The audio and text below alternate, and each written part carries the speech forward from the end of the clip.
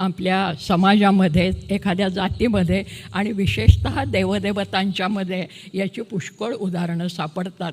उदाहरणं द्यायला लागले तर फार वेळ होईल, तरी मी एखादं उदाहरण देईन. आणि मग तरीही नाही ऐकलं तर मग त्याचा स्वीकार करायचा आणि मग तो आमच्यातलाच कसा आहे हे सांगायचं.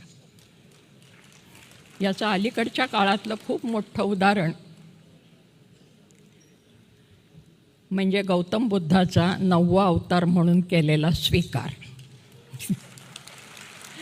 कारण गौतम बुद्ध ज्या वेळेला अडचणीचे व्हायला लागले आणि यज्ञसंस्थेमधल्या हिंसेला विरोध करायला लागले, त्यावेळेला यज्ञसंस्थेच्या पुरस्कर्त्यांना नेहमी त्रास व्हायला लागला.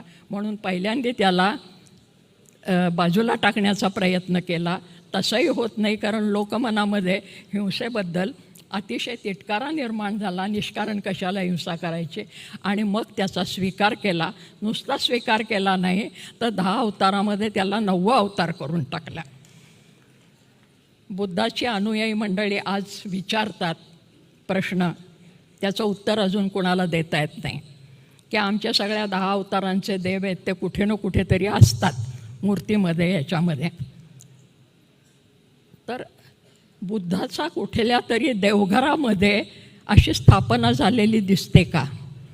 जे बुद्धाचे अनुयायी आहेत त्यांच्या घरामध्ये मूर्ती असते, पण आमच्या घरात गणपती असतो, राम असतो, सरस्वती असते, अन्नपूर्णा असते, अगदी खंडोबा बिरोबासुद्धा असतात, यमाई जानाई जोखाईचे सुद्धा टाक केलेले असतात. ज्यांना देवता मंडळ माहिती आहे, देवघर माहिती आहे, त्यांच्या लक्षात येईल. परंतु बुद्धाची मूर्ती आमच्या देवळामध्ये, आमच्या देवाऱ्यामध्ये बसवली आहे असं काही दिसत नाही. तर हे जे गौणत्व आहे, हे गौणत्व त्या परंपरेमध्ये असं चालत आलेलं असतं. एकीकडे स्वीकार तर करायचा, काही जाचक होऊ नये म्हणून, आणि दुसरीकडे त्याला फार सन्मानही द्यायचा नाही, अशा कितीतरी गोष्टी सांगता येतील. किंवा मग आमच्या सगळ्या धर्मसंकल्पनेमध्ये किंवा एकूणच परंपरेमध्ये उच्च, नीच, उदात्त, अनुदात्त, पुण्य,